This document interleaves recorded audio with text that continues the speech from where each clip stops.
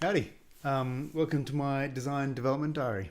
I thought I would pre-record this episode because I'm working on my video tutorials, and I'm currently doing the subtitle files for those. So these videos won't be uploaded to YouTube.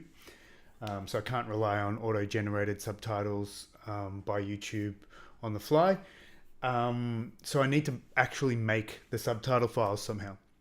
So I thought I'd just share that process because I'm doing it now. I sorry, I thought I was full screen, but I was minimized. But here we see the 7 videos. 1, 2, 3, 4, 5, 6, 7. For a second, I thought there were less than 7, even though I'd numbered at 7. But you can see I've done 2. So there's 2 subtitle files here. And you can, if I open that up, and I don't have a default program to open that in at the moment, I could use text edit, but I prefer to change it to Sublime, or something like that. What happened there? Sublime. So if I open it in there, you'll see this kind of file is just lines of text with a time that they should appear and a time that they should disappear. So pretty simple. There's different kinds of subtitle files. This one's SBV. This is what YouTube exports. It's not necessarily what will be supported by Swinburne when they import this in. So I may have to convert it. I'll probably just give it to them as is and tell them they can find converters online because they're easy to find. So how do I create that file? Well, actually I'll just pause there and I'll just say I'm kind of recording this with the idea that I'll probably make a cleaner tutorial for this process later, but this is the rough and dirty one. So if you're watching this and it is significantly later than the 25th of February 2024, then I've probably made that already. So I'll put a little card up there. I think a little information thing will appear if that does exist. You can go watch that instead. But if that's not the case, then this is the one you can watch. So let's do UI design, video 4. And you'll remember that I created scripts for all of these before recording them. So I have all the text. The problem is when you say it to the screen, sometimes you realize, I'm usually saying it out loud as I write it to make sure I avoid this problem. But nonetheless, you end up missing a word here or there or rephrasing it slightly without realizing it. And so what's recorded is a little bit different to the script. So I'm not going to copy and paste this in. I want to generate it from the actual video. Now, YouTube used to have a way to do this. You can see I've uploaded all the videos to YouTube as private. Let me go smaller so you can see it. They're all private videos. And I've uploaded them just so that I can create the subtitles and tweak the subtitles and then export those. If I go into UI design, edit it, there used to be an option in this subtitles section, so I'll click here, to auto-generate the subtitles. I can't find it anymore. And I think it has disappeared because it's just going to do the same thing as if you don't add subtitles and if the user clicks the auto subtitles button. So I guess they've taken it out for that reason. But you can upload a file, which is not what we want to do because we want to create a file. You can type manually, which means it'll give you time stamps to kind of do that. You can add little bars down here to do that. Let's discard that. Or you can auto sync, which means you paste in a whole bunch of text You paste in a whole bunch of text and then it will auto sync them. So it'll listen to the audio and sync those up. That's what we want to do, but we still need the text. Now I could, as I said, grab this text from here, but it's not going to be perfectly accurate. So what I want to do is I'm going to jump to this other tab where veed.io is. And this is a video editor that also lets you do subtitles. So I'm going to go into products, subtitle and transcription. And you've got this button right here on the website, add subtitles. And this takes me directly to the video editor, allows me to start working with it for free. So I'm going to grab my video, which is here. I'll drag it across to that tab and I'll drop it in. So this lets me work with the subtitles, but it doesn't let me export the video with the subtitles embedded in them, which is part of what veed.io does as an editor. What it does allow me, also doesn't allow me to download the file of subtitles. But what I can do is I can copy all the text once it's transcribed it, and then I can jump to YouTube, and that's what I'm going to do. So let's give it a sec. This will upload.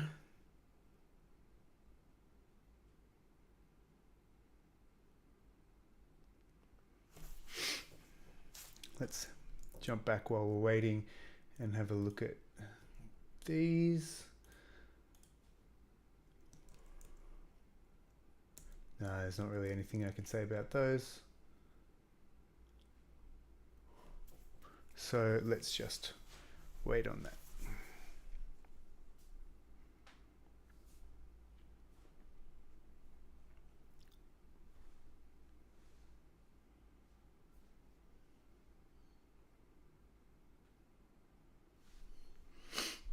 I could have done this obviously with a lower res video. It wouldn't take this long to upload, and it doesn't matter what the res the video is because I'm only grabbing the text from that's auto generated later. I'm not actually downloading the video again. So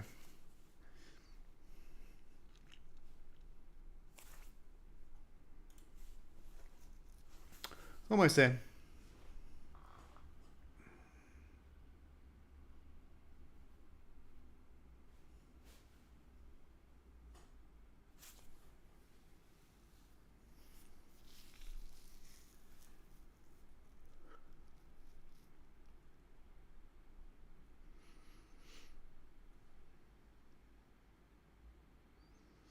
Okay, so now we will have the video in there and it says what language is being spoken, English. So you can obviously change that, but I'm going to leave it as English. And then I can just say create subtitles. So it's going to automatically look at the audio in there and generate the subtitles for me. We have to wait for that again, obviously. That's the problem with live streams. This isn't live streamed, this is pre-recorded, but I'm doing it in the same way and I'm going to stream it tomorrow.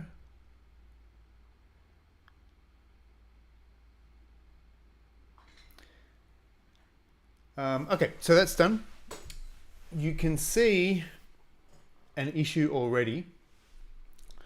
See how the subtitles, these aren't actual subtitles, these are like designed to be embedded so you can move them around, but in reality, this is where subtitles would appear in YouTube or in other platforms. So I've put some title plates at the bottom that kind of gets in the way of the subtitles.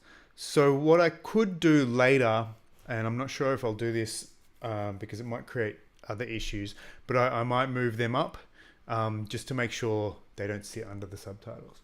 But we can see on the left here, it's done all of this and it's even timed them out. And it's also told me whenever it wasn't sure about a word. So in this case, it says, in this video, we'll touch on some of the visual design principles. It says it's got low confidence on the word some. So I can click on that and it automatically jumps the playhead to here, and I can then click play. In this video, we'll touch on some of the visual design and I can listen to that and I hear that it is the word some, but I knew that anyway just from reading the sentence, so I'm going to mark that correct. I'll go down here and say to start media that serves information to the user. To start, media that serves information to the user should be clear and uncluttered. Okay, so that's correct. So I can mark that. And giving content a clear flowing structure and adequate spacing in. So structure is correct, but spacing in isn't correct. So let me click here and press play. And giving content a clear flowing structure and adequate spacing. Okay, so it just shouldn't have that word. Now I'll go down. Also use only one or two fonts and font sizes. So that's correct. Keep going. However, bear in mind that user comfort when, okay, that's correct. Keep in mind standard accessibility guidelines, that's correct. Having back buttons at the bottom left, that's correct. While that's not usually the case for users on Apple devices, that's correct.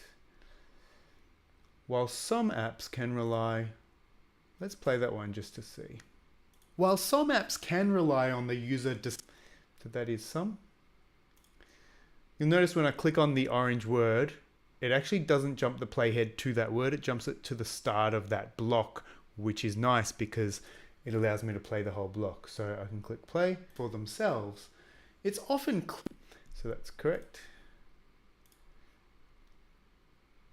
Different sized devices or in a different orientation, that's correct. Lastly, if the media is viewed on a different sized device or in a, yep, that's correct. Layout, a clear hierarchy, consistent color and typography, and that's correct. Also keep in mind user expectations, that's correct. The user gets onboarded. How the user gets onboarded, and I'm going to add a comma there because I love my Oxford commas, but that's my mistake. Oh no, I was going to say that's my mistake from the script, but it's not. It's from the transcription. Okay, so I've gone through and corrected that. It's really nice that this allows you to kind of know where it had low confidence and correct those bits rather than having to read through everything and check everything. So it saved me a lot of time. So now if I wanted to edit this, I could edit the timing, and I do want to edit the timing because it's done a thing that I don't like. When auto captions are generated, this used to happen in YouTube and this obviously happens in this program, it often ignores the commas and the sentences and it just thinks about how many words are good to display at once.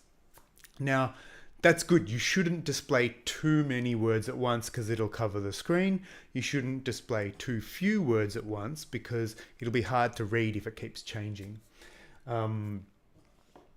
Actually, there's a form of showing books where it just shows one word at a time, and apparently it's quicker to read, but that's not what we want to do with captions. But anyway, so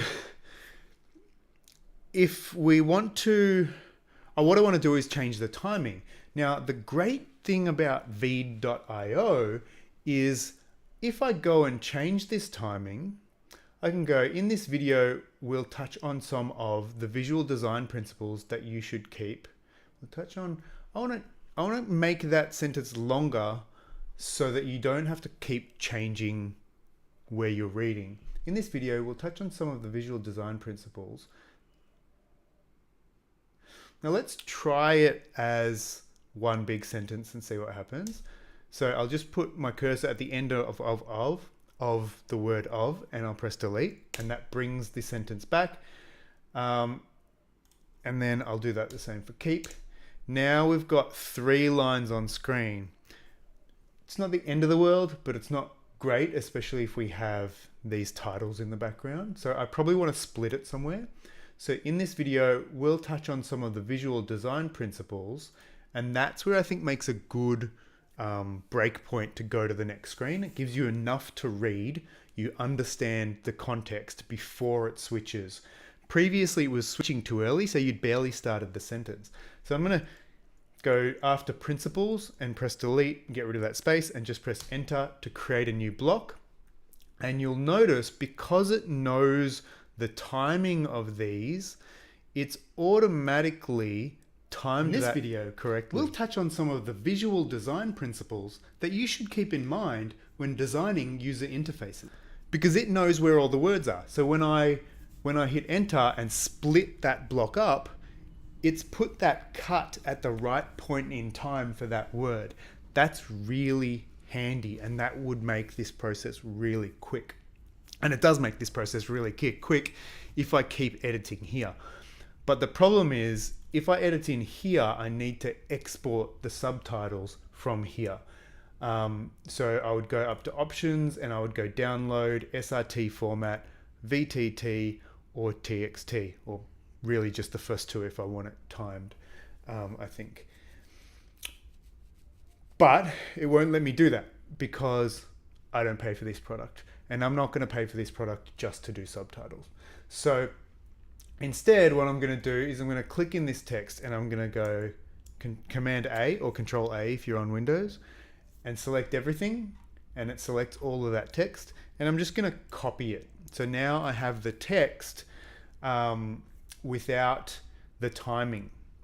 And I'm going to jump back to YouTube, and I'm on this screen where I get to paste in all the words. So I'm going to paste those in, and you'll see it's put in all those words, and YouTube automatically understands the words. It can look at those words and it can time it out for me. So it's done that. You can see it down here.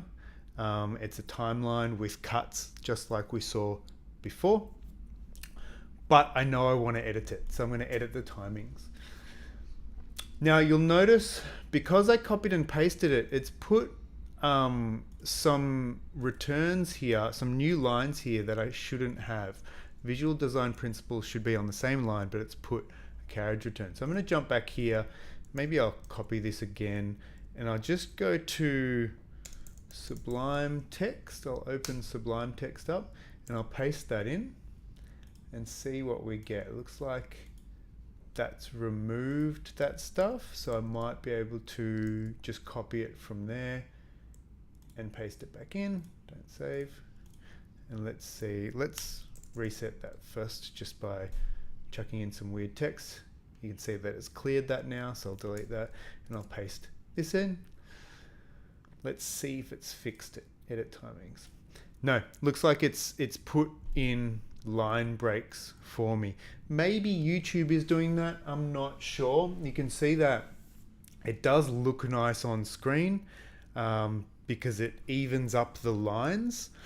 But the problem is, if there's forced line breaks in there, when you view it on mobile might require line breaks at different points, and then you've got those line breaks, plus you've got these manual line breaks in there.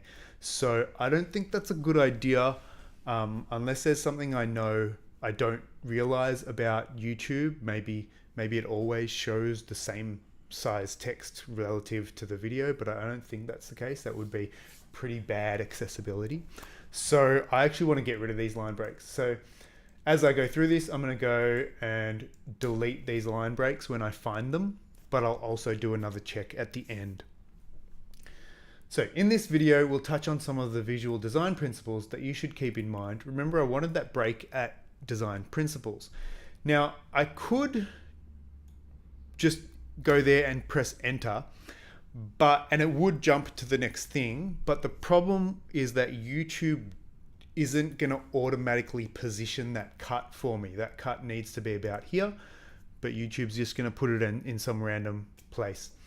So what I need to do, a way to work with YouTube in this way, is I want to listen to it and find that cut first. So I'll go down here, I'll click in the playhead to make that active and I'll hit space. In this video, we'll touch on some of the visual design principles. Okay, so just there is where that cut should be. So now with the playhead there, I will click up at visual design principles, press delete to get rid of that space and hit enter. And it gives me a new block, or it adds it to the block below, and it places the cut at the point where my playhead was. So by placing the playhead first, I've made that process a little bit easier. Now I can click down here and I'll play it again. That you should keep in mind when designing user interfaces. Now there's a full stop there, but YouTube hasn't chosen to put the break there, so I'm going to do it manually. So just before the next sentence starts, I'll put the playhead and I'll go to this full stop and I'll hit enter. And you'll notice that I'm starting to see there's this weird line break here. So I'm going to delete that. I can delete this one as well, even though we're going to move it. Let's play this and see where it should go. So to start, media that serves information to the user should be clear, uncluttered, and consistent. Okay, I think we can do the whole thing before the full stop. So I'm going to go just at that full stop, hit enter, and make another block. Let's see how that looks. Okay, so it's 2 lines. I think that's good. I think as much as we can get onto the screen at once, a full sentence is great. It's much easier for someone to read. They know the whole context as they read. We don't really want to go to 3 lines, but occasionally I do. Now, next bit. This means generally keeping backgrounds simple and giving content. Now there's a natural pause there, so I'm going to put a break there because it's always nicer for it to be shorter. This means generally keeping backgrounds simple. So then enter, splits there, and giving content a clear flowing structure. Notice how there's a lot of text here because it combines it with the next block, but I don't have to worry about that because as I listen to it, I'm going to be breaking that up. So, and giving content a clear flowing structure and adequate spacing. That's pretty good. I'll leave that there. And then I'll break it before the next thing. So at that full stop, I'll break it, and notice it's put in a weird carriage return there. So I'm going to pull that back up, and it may have one there. It looks like it, but maybe backgrounds just doesn't fit. If I look in here, I can see that it is actually 1 line. So there isn't a weird carriage return there. But I could try it. I could just press delete. It ends up deleting the B in backgrounds. I'll put it back in. Right. Let's click on this one. That one looks fine. Now I do want to talk about this bit here because there's a large gap here. And if I jump back to Veed, what Veed would have done is it would have held something on screen for a certain amount of time, and then it would have put a gap, between the captions. That can be nice if there's a really long pause and you want to say, that's the end of that section, and let's stop and let's have no captions on screen for a bit before we then start the next kind of phrasing and chapter. But I know all of my sentences are pretty close together. There's no huge gaps. So I would rather have the text on screen for longer so that any slower readers have more time to read it. So I'm not putting in those gaps. I could, if I pulled this back, I could have a gap where things disappear, but I don't want that to happen. So I'm ignoring all that and just cutting it just before the next sentence. Now I won't do this whole thing, but I will say that, once I'm finished, I would probably save the draft just so I don't lose it. I might click done if I need to go away and come back, but really all I want to do is, I would go back to the start and play it again and check it.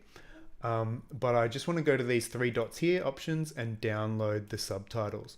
And that just goes into my download section and I get an SBV file. So if I open that folder up.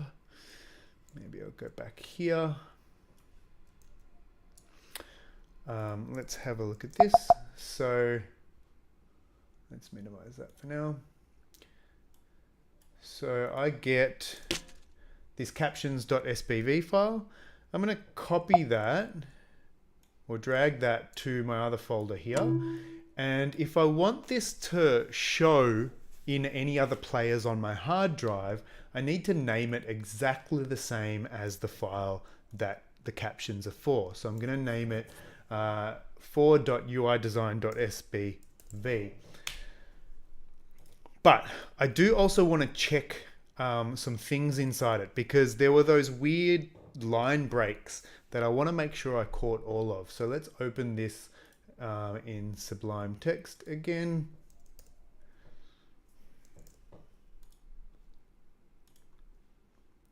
And we'll see this is what this SBV looks like.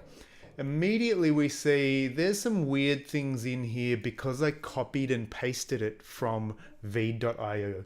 And v.io had these breaks in between, probably like a table or some sort of thing that's invisible in the HTML.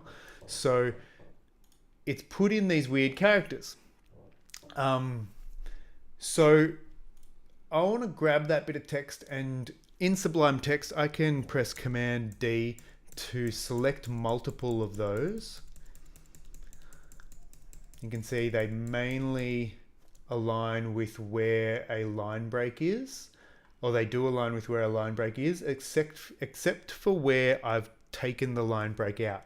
So it might have actually been easier if I didn't take the line break out, because I could then press delete to delete that, and then delete again to delete the line break. And then you can see here I'm missing a space, so I could add the space back in. But in this instance, I have deleted some letters from up here because I already took out that line break. Now I could fix that simply by remembering that spot. So adequate, media, and design, and that's everything. Everything else is fine. So now I'll go design, add the D back in, media, add the M back in, and adequate, and add the A back in. And now everything's done. You can see there's no weird line breaks. I'd probably want to test it again. I could upload to YouTube and just check it, but generally I have pretty good confidence in this. But I'll go back and I'll just show you, if I didn't do it that way, how would I do it? So if I had all those weird things in there, I'd press delete to get rid of them. Then I'll probably add a space to fix these first three, but then I end up with double spaces in some instances maybe, or I still have these weird line breaks that I would need to get rid of and fix them manually. So it's probably more work to do it this way. But you can see how there's these, you can see the weird line breaks if they're there. And you want to get rid of them. And that's it. Then you have your SBV file. If you need some other kind of file, then you'd probably go to Google and just say SBV, or convert SBV to SRT if that's what you need, and you get an SBV to SRT converter for subtitles. Click on that and you can see you can upload a file. So let's upload that file. Let's close this one. Drag this over to there. And we immediately get a download of an SRT file, which I can open with, you can see it's defaulting to a, oh, you can't see, actually, it's not recording, but it's defaulting to OmniPlayer, which is a video player. But I'm going to go to Sublime Text again. And you can see it's very similar. It's just the formatting here is slightly different. It's just a different format, but other than that, it has the same stuff. Okay, I'll stop there. That's subtitles in a nutshell. So just to recap, if you have to create a subtitle file, then you can do so in something like Veed.io, auto-generate the text from the audio, paste it into YouTube. It will automatically time it for you. And then if you are happy with the timing, then just download it. If you're not happy with the timing like me, then you want to correct that in YouTube by pressing enter at certain points. Don't remove those added in line breaks that copying and pasting has created, because as we saw later, it will be easier if you don't. And then afterwards you download that file, check the file, get rid of those extra line breaks, and you've got your file. That's it. Thanks for watching. If you in fact watched. Again, in the future, I'll create a much shorter video that goes through this process. Hopefully, if that exists, you didn't watch this one. Thanks a lot. See you later.